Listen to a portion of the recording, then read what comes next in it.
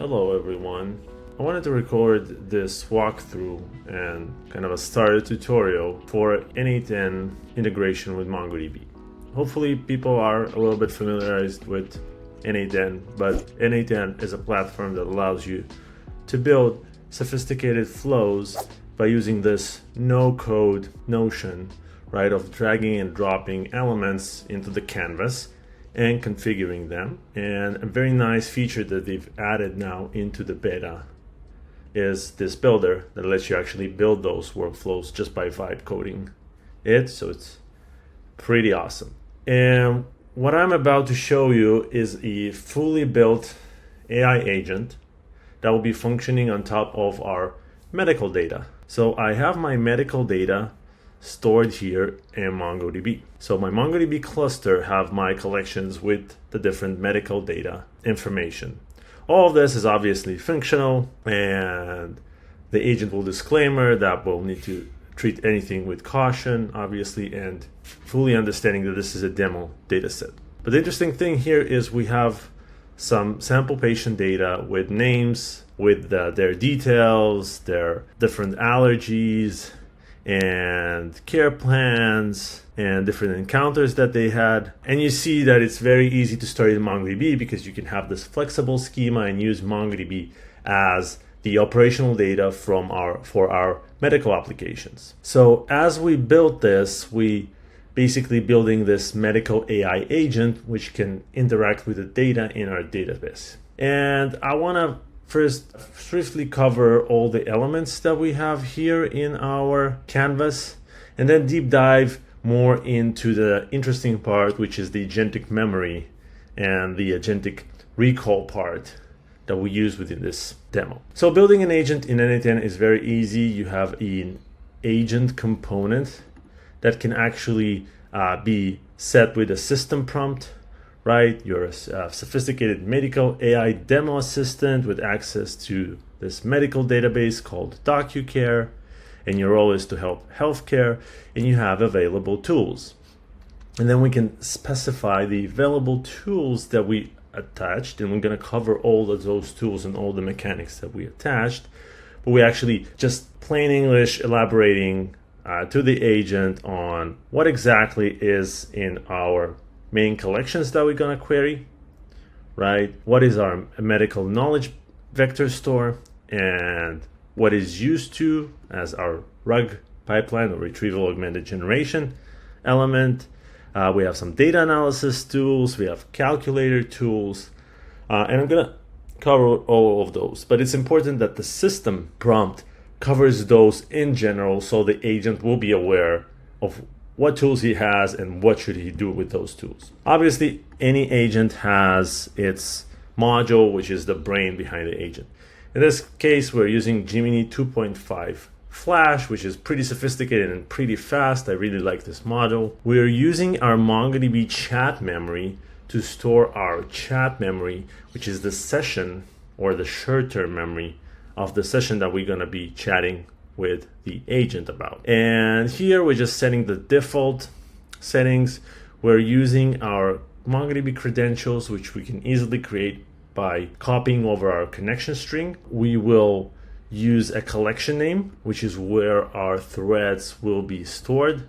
We can specify another database name, but it will use the default database name from the connection string. And we kind of always maintain a context window length, meaning that we will mainly remember the last 10 messages that the user will have. We can obviously tune that. So this is about the MongoDB chat memory element. It's easy to add those, as you have those plus icons and you can just search the relevant tool. So here I've attached the MongoDB chat memory.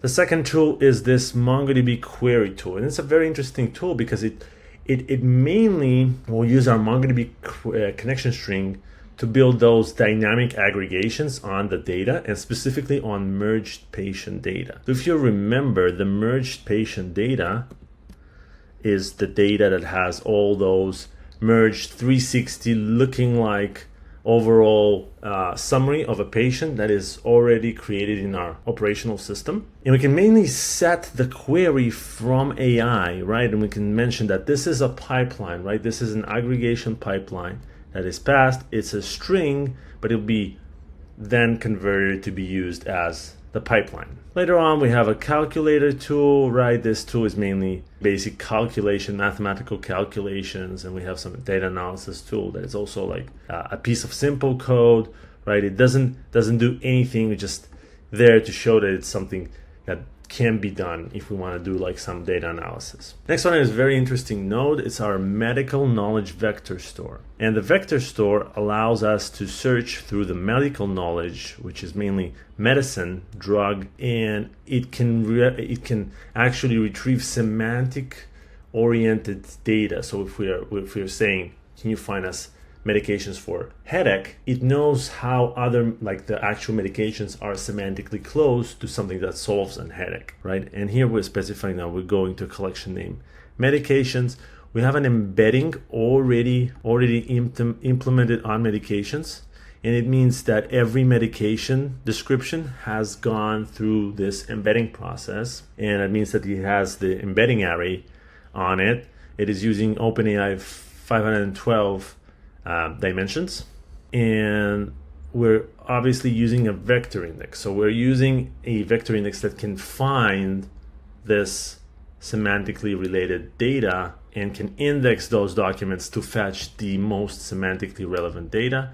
If we go in our compass, we can see that we have this vector index and it's set on the embedding field, and we see that we have the number of dimensions exactly the same as we specified in n8n, and the path and the similarity we're using is cosine, right? So it was easy to set this up. We always want the top 15 similar results. We want to include metadata because we want other elements of the document to also come back, like the different IDs and stuff like that. And we obviously need to add an embedding module so that when we query the data, we can take the query and turn it to this embedding module. One other tool is the patient search tool. So this allows me to full text search patients. That means we can use it and use $search, which is the MongoDB Atlas full text search, on those text searches on any of the fields, right? So I have a path of wildcard. That means that I can search all the fields within this big collections of merged patient data and find some specific data that I need. For example, a name or a specific procedure name. And I obviously want the search score to know what is the relevance of those. And it's nice because we can use this same tool that we use for the flexible aggregation and specify it to like a specific full text search capability. And then we have retrieve memories and classify memory, which is a whole flow on its own. It's also a very interesting way of implementing things in n8n. So I'll stop here as we cover those kind of like main components, and we can see how this thing actually runs, right? Like how our agent actually uses the tools and how it responds. We can say something like, we can obviously say, what can you do? And hopefully this agent will just mainly say what type of operation it can do. So I'm a sophisticated medical AI assistant, and I can do search for patients, query medical data, access medical knowledge, perform data analysis and calculations, and manage memory. How can I assist you today? So that's a great start. And we saw that the only thing we needed to use here were the module, obviously, and the chat history because we've interacted with the chat. So now let's say, can you find 5 random patients and get me back their names and overall summary. So now it should go to the MongoDB query tool, right? So we're going to go to the MongoDB query tool and we're going to sample some data out of our database, right? And hopefully as we generate this summary, we'll get this nice summary. So here is the summary, and I'm going to increase it a little bit. So we have Stacy efforts and it's a male, and birthplace, right? Like, summary, the patient has 11 care plans, 8 conditions, right? So we get a nice summary of like overall what they have. So let's say I want to find all relevant medications for and perform a 360 of his procedures and find similar medications from the KB on each of his medications. Okay, so now what will happen is the agent will need to go to the patient search tool, right, to find a specific patient, get the data, and now we're going to go through our medical knowledge store, but might happen lots of times because we have few medications, and we don't want to get full report. So here we see, like, here is the similar medications for Stacy efforts. So similar medication, blah blah blah, penicillin, note, this similar ones, and note, and we get a summary for every one of their specific medications, which is really nice.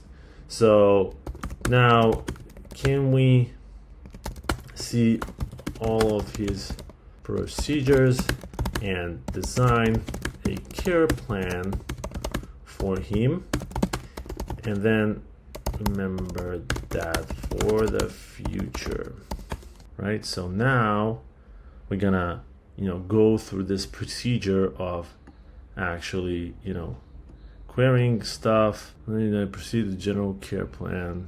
Could you provide more information? There's no procedure for this one. Okay, so I've done it before, so we can say, because the database remembered what I want to do for any one of the patients, I can just mention that again. So please do a 101 procedure as you remember on. All right, so now there's a procedure that was one of the memories and has been successfully stored as a worker memory for future reference.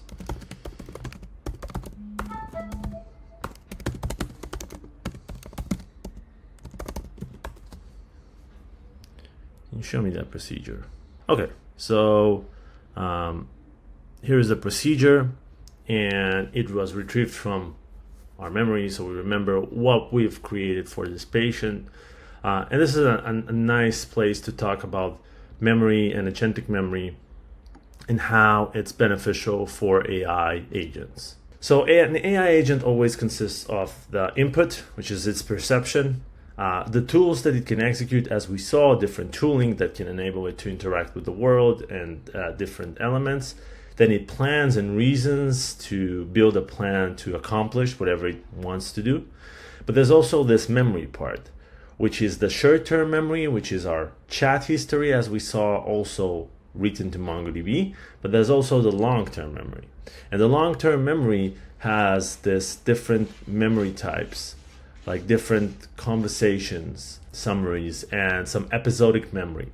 And to better explain that term, I can say that the agent memory divides into those kind of segments, right? So we have the short term, which is the working memory. It can be a semantic cache as well, which is actually not for simple queries, not generating every time through the LLM, but actually getting the results from a semantic cache.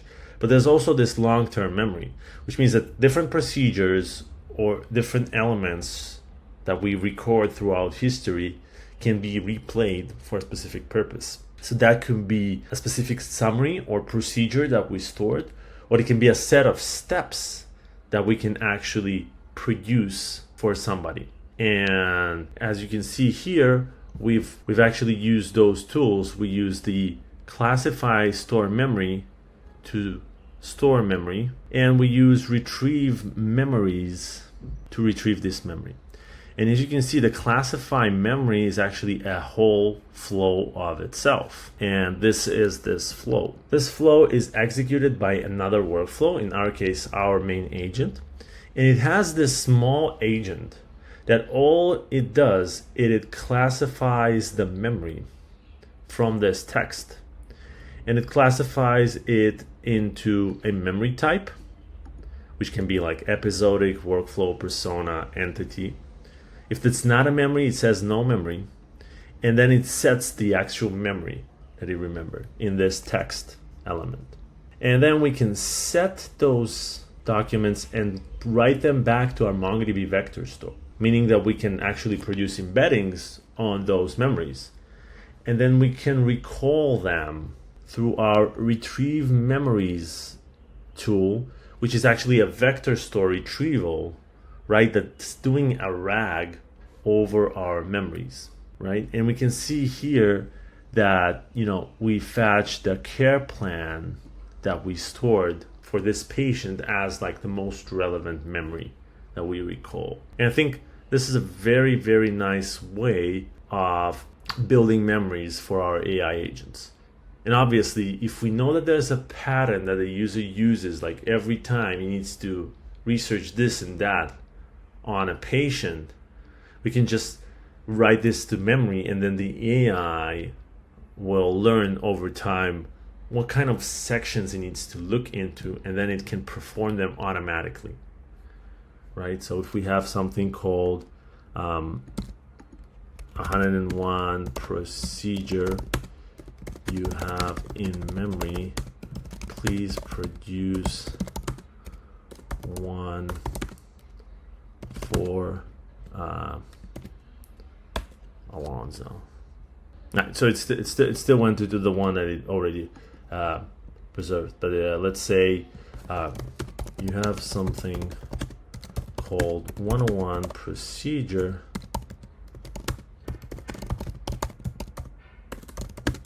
please follow through those steps. He thought that I want him to physically, right? So this is the way we need to tune sometimes. Sometimes we need to tune the system memory. Sometimes we need to tune our memory components, right? It's an iterative work of how to make this agent better and better. But I think it's really cool that I could build all of this within less than an hour, right? With all the components set, with the ability to vibe code some of this part and to actually troubleshoot that. And I'll be sharing a template of this agent with you guys, and I will also share some of the data that I've used to build this one, so you can try it by yourself and then morph this agent to whatever you like it to be. Thank you for joining.